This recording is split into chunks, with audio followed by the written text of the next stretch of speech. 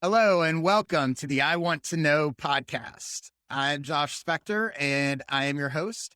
If you don't know who I am, I'm the creator of the For the Interested newsletter, which you can check out at fortheinterested.com. If this is your first time listening to the podcast, you should know that this podcast exists to help creative entrepreneurs get their questions answered. It's a simple format. Here's how it works.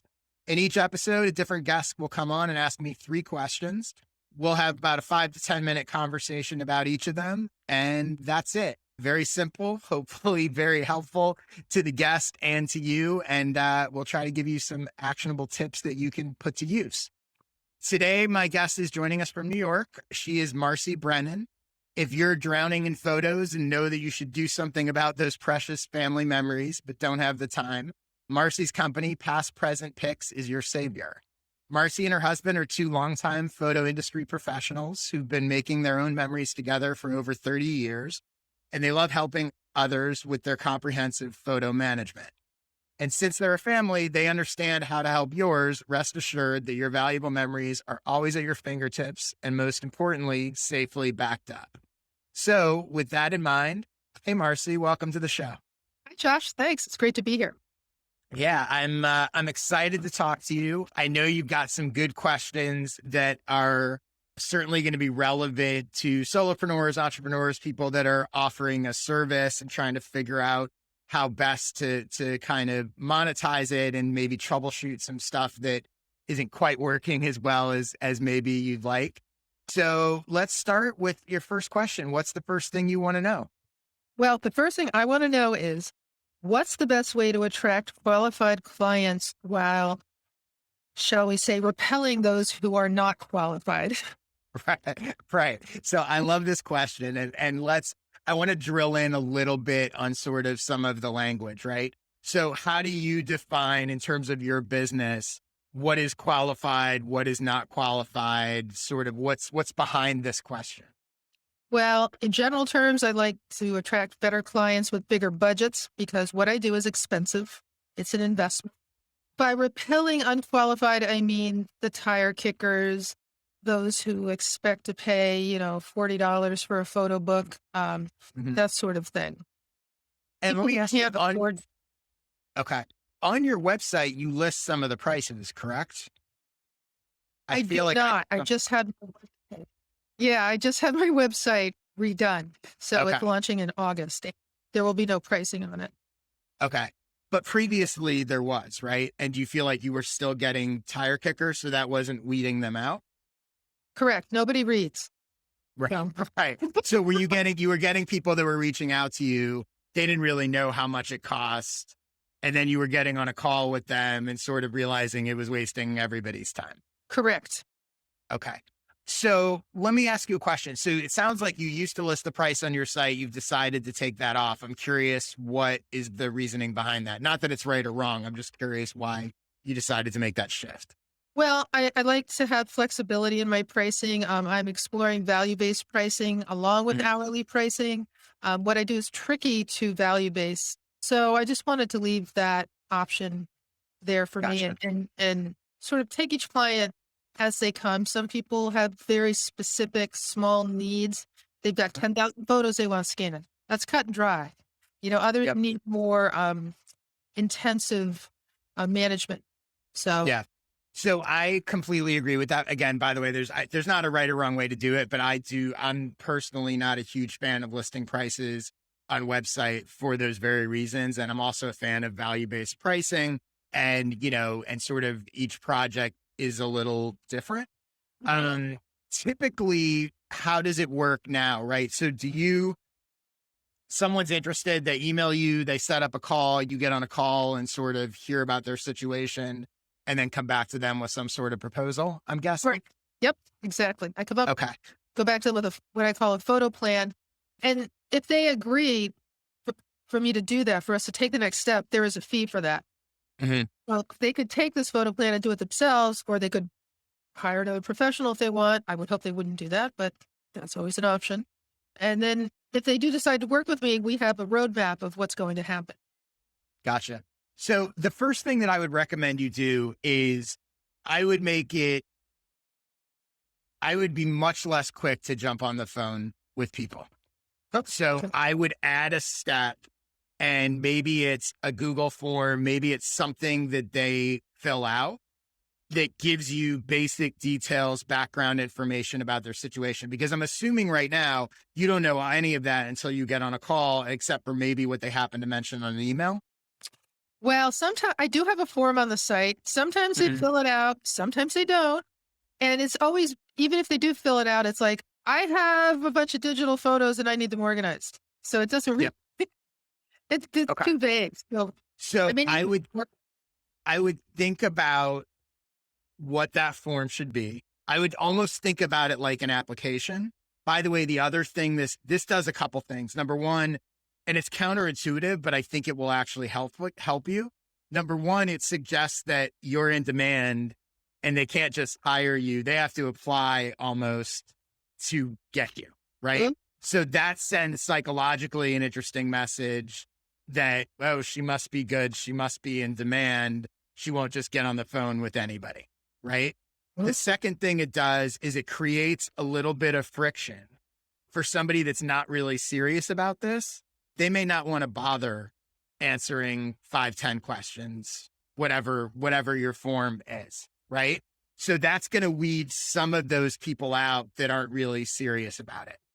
You're also going to be able to tell from their answers something about who they are. I forget who had said this, but I don't remember where I heard it, but I thought it was a really interesting point. And they said that if you were to if you have a form on your site, or if you ask a question about like what people are trying to solve or what they're looking for help with, that the longer their answer, the more likely they are to hire you and the more likely they are to be a good client, Ooh. because it indicates how seriously they're thinking about or how badly they want it. And I don't remember who this person was, but I remember them saying like she could literally go through, like she could literally look at everyone's answers and just by length, without even reading them, know that's going to be a good potential lead or not. Right. So I would think about your questions, because you're right. Most people, they don't know all the expertise, and a lot of them are going to go, oh, I have a bunch of photos, they're a mess, blah, blah, blah. Right. Yep. But there are probably questions you could ask within that. It doesn't have to be a million questions, but there are probably questions that can tell you something about them, right? Have you ever tried to organize your photos before? Have you ever hired someone to help organize some other thing in your life, right? Have you hired a closet organizer? Have you hired a whatever, right? These will all give you sort of some sense of who they are, how serious they are, how likely they are to pay, etc. The other thing it's going to do is it's going to give you background information so that when you do get on the phone with them, you're now coming into it knowing what they're looking for. You know, you could even ask questions, like you can use some of their words back to them. So even an open-ended question of like, you know, I'm making this up, but like in one word, how do you feel about your photos currently? Yeah. Right? Brilliant. Frustrated, overwhelmed, a mess, whatever. So now, you know, for example, let's say one person says overwhelmed, another person says disorganized, right? Your conversation with them, you can speak to, your pitch can now be tailored to speak to, you don't have to feel overwhelmed. This is simple, right? And a disorganized person, you can speak to, we're going to get you organized. Right. So it's giving you, so not only is it going to sort of weed out some of your tire kickers, it's going to help you assess prices and values and their background and how serious they are. And so that is, I think, the first thing that I would do. A little bit of friction before they get on the phone with you. And the nice thing about that is once you set that form up, whether it lives on your website or whether they reach out and then you email it to them, but whatever it is, it's not a lot of ongoing work, right? Because the problem with tire kickers is it's only a problem if you're wasting time on the phone with them. Yep.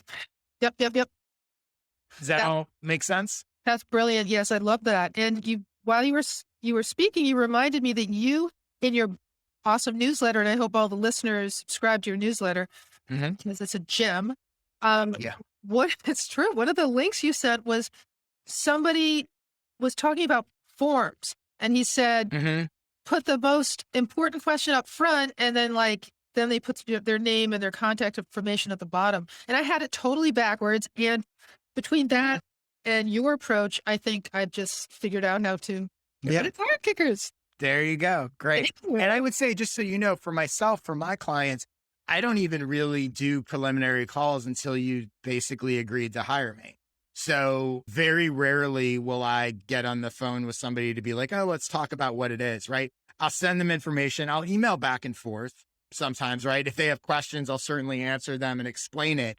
But very rarely will I get on the phone and sort of say, it has to be a higher, like I won't do that for a one-off call. Like it would have to be a higher ticket ongoing thing where maybe we would have a conversation, would have a conversation about it. But yeah, that I think will just adding that little step will, I think, make a huge difference for you. I'm excited. Cool. All right. So what is the next thing you want to know? Okay, the next thing I want to know is help around this situation. I offer a maintenance program to clients, but only one client does it. Mhm. Meaning that people will continue to take photos. So once we organize their 20, 30, 40, 50 years of photos, they've got a nice, beautiful, searchable library, but they're still taking photos. And even though I teach them when I present them their new collection, here's how to maintain it, nobody does it. So I offer it I can maintain your photos once a year. Let me pop in there. We could do it totally remotely and, let me just clean it up for you. But only one client. I've had 20 in the last, few years Mhm. work with me, and not one has taken me up on that. So I must not be selling it right. Okay. So take me through a typical example, right? They've paid, and you can pick real numbers or generic numbers if you want. I'm just trying to get the sort of percentages. So they pay X for you to organize their existing photos. And then tell me what you're offering is they pay Y to get a once a year check-in, or sort of tell me the relationship between the two. So let's say our standard digital photo organizing client will have, let's say, 80,000 photos in their collection when they come to Okay. me. So they're freaked out.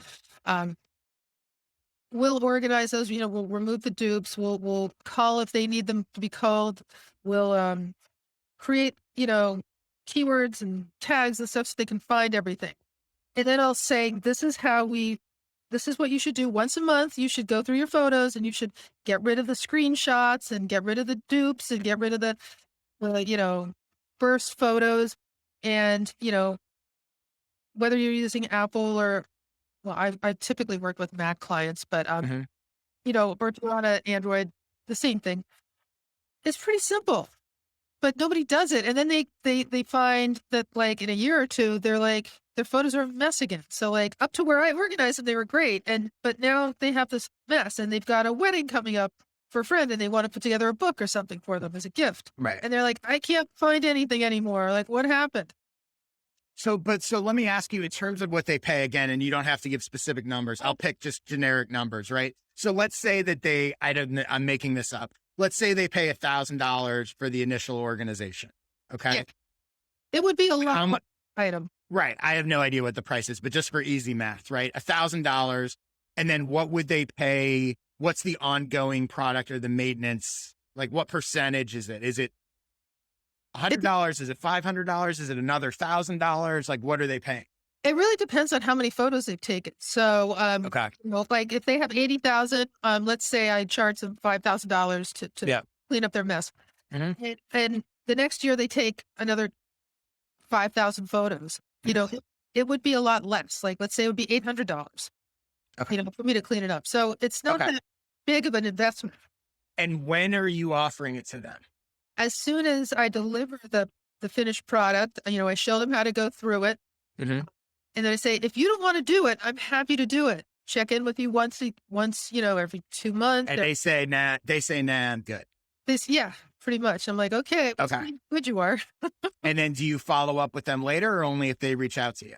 No, I do follow up. I have a newsletter that goes out twice a month, just so I stay top of But do mind. you specifically, so for example, do you specifically reach out to a client a year after they hired you and say, hey, have things become a mess? Want some help?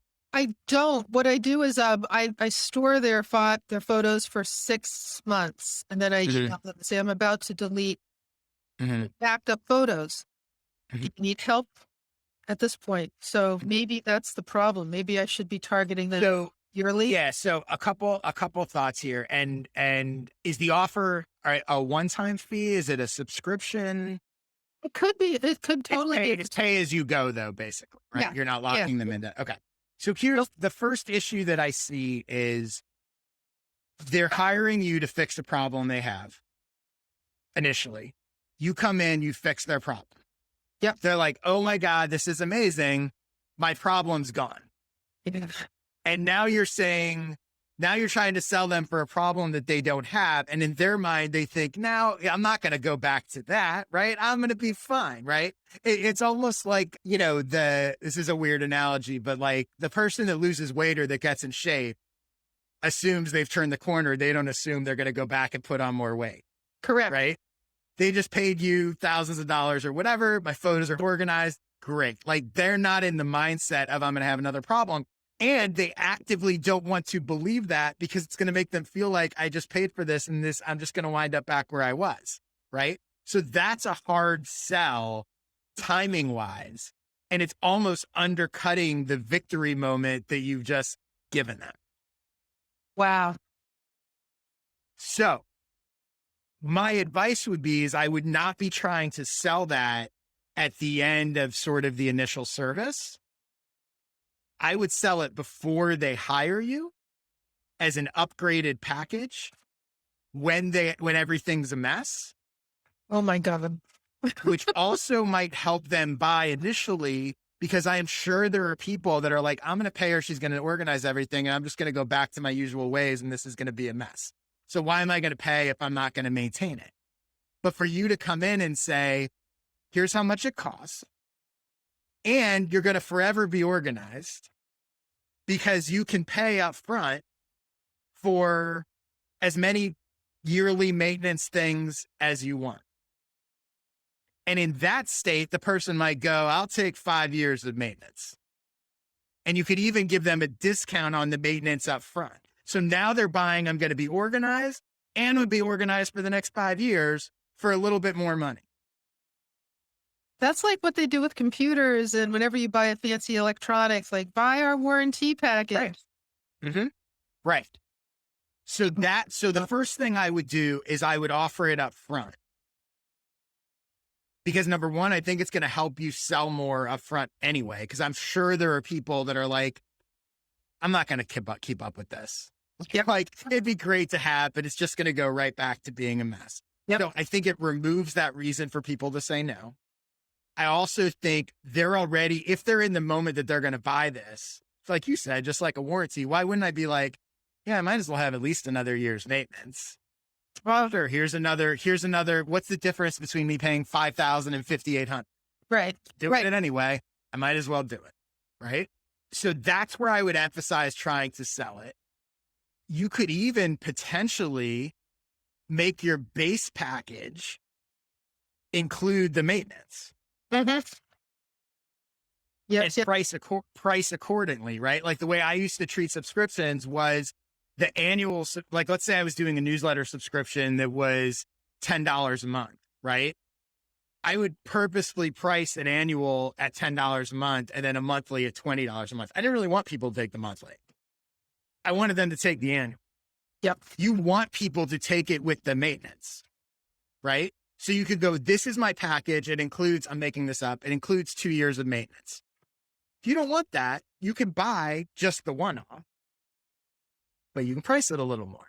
Yep. Right. So that they look at it and go, why wouldn't I just get the 2 years of maintenance?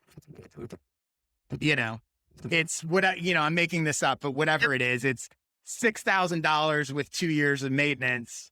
And it's $5,000 just for the package. Someone's going to look at that and go, why wouldn't I just get the 2 years of maintenance? Yep. Right. Yep. I would do that. I would not bother trying to sell it when they're done, like where you've been selling it. But I would add, for people that don't buy the maintenance up front, I would add a 1 year an annual check-in directly to that client. Hey, how's it going? Could you use a little help? You invested all that money to organize it, and now you feel like it's a mess. Why don't we get you back up to speed? Because then they're back in that problem state, right? Oh my That's the God, key. yes. Yep. And by the way, they may not want it, right? It may be it's just not a product that interests them, but I have a hunch they will. I have a hunch you've been selling it in the wrong spot and thinking of it as this sort of upgrade, and maybe it should be part of the core product. Absolutely. Cool. Perfect. Here we go. All right, we're 2 for 2. So what is the third thing you want to know? All right. The third thing I want to know is this, and I will tell you that I don't really like social media, but I know it's really important to have a presence since I'm a business. So to that end, I've decided that I'm going to do this newsletter, and I've been doing it for several years, and I do it 2 times a month. And I use a product called Missing Letter, which will post snippets of my newsletter onto social media. But my real big concern is that my newsletter has 120 subscribers. Mm-hmm. And I've been doing it for a while. And I would like to attract more interested and potential leads, prospects, people. Okay. So And my first question, I just want to grow the audience, and some of them will buy. Yeah.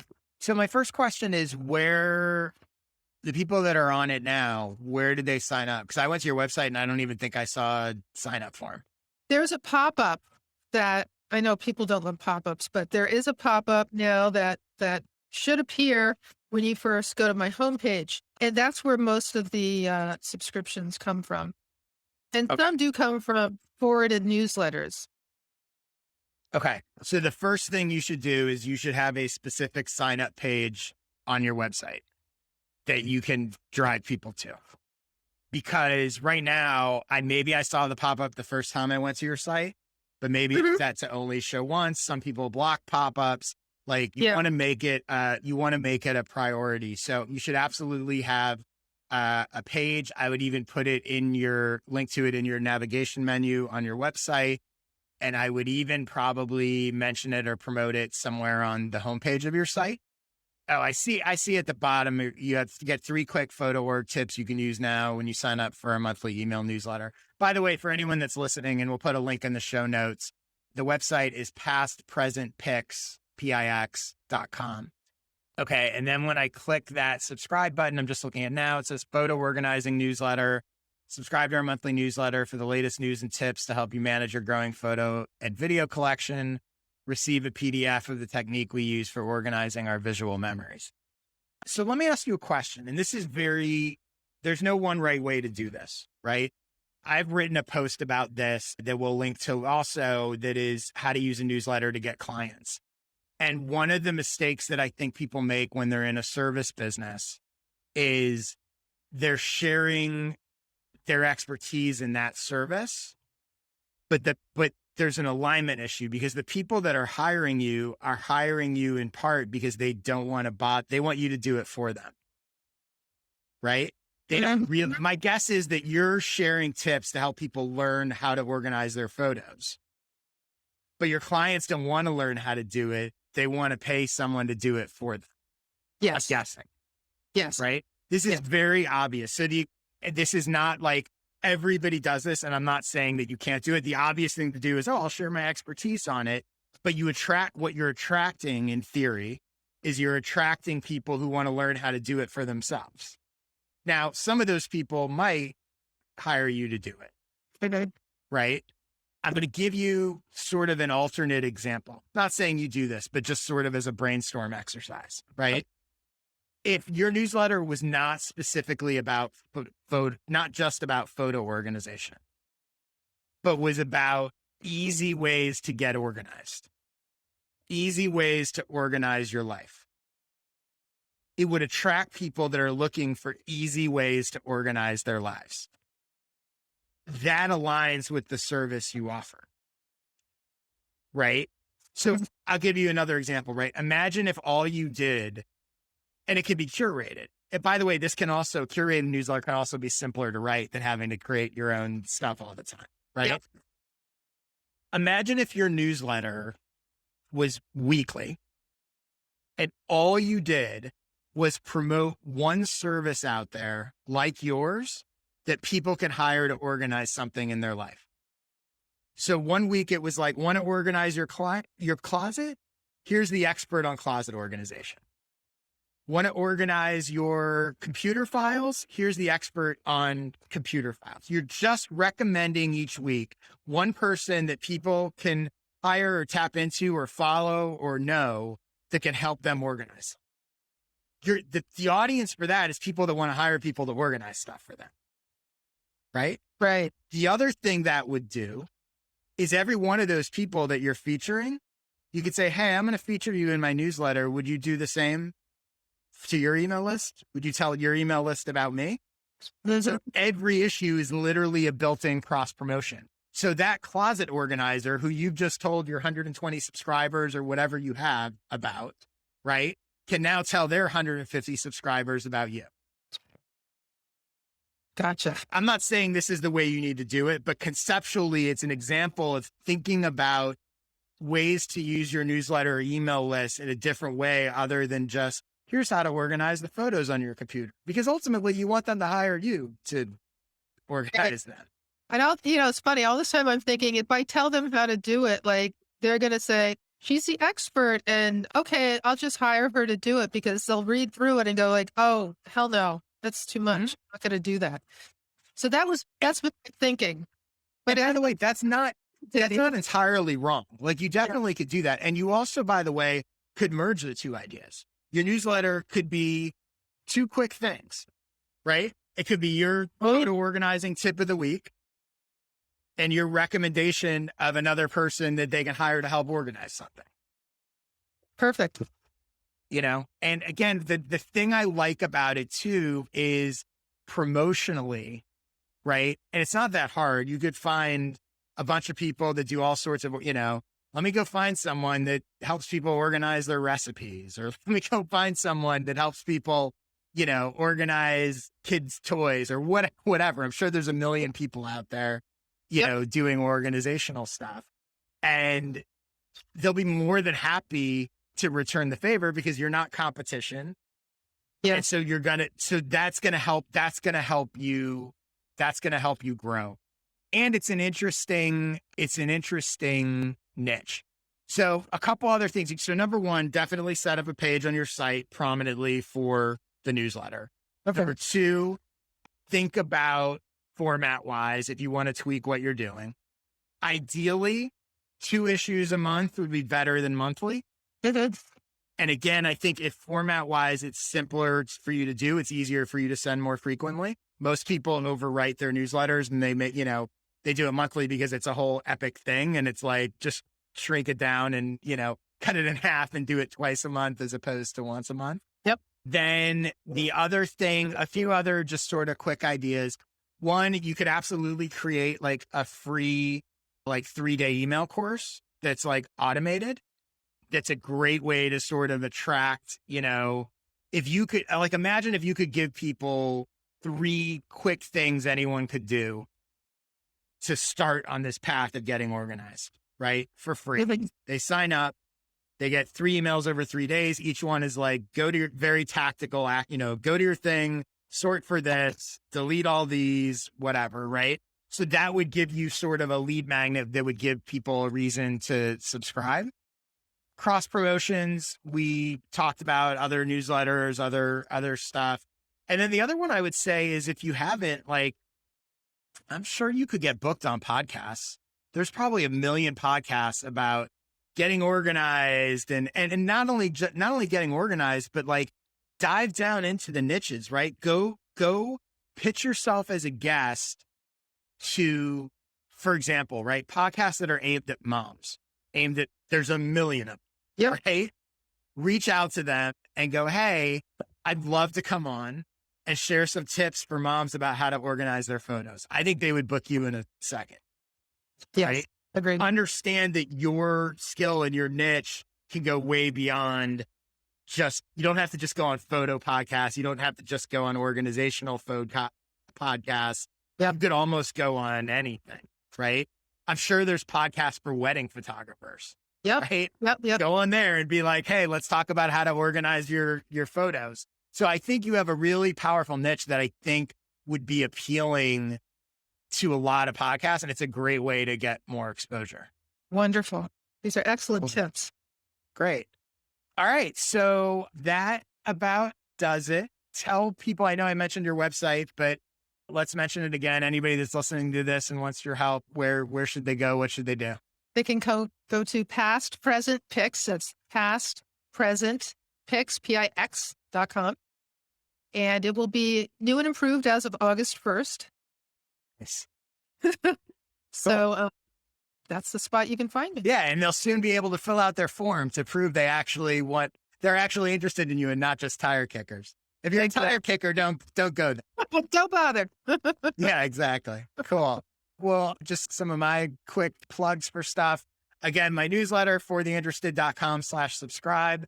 I offer a series of video workshops called Skill Sessions. You can get those at joshspector.com/sessions. If you would like to hire me for a coaching call or consulting, go to joshspector.com/consulting to learn about that. I'm super active on Twitter at jspector. And if you would like to be a guest on this podcast at some point and ask me 3 questions of your own, go to joshspector.com/questions, where you can fill out a form to submit your questions. And hopefully maybe I'll be talking to you one of these days. And that is about it. Marci, thank you so much for coming on. I hope you found it helpful. And thanks everyone for your interest and listening. And I will see you next week. Thank you. Thanks.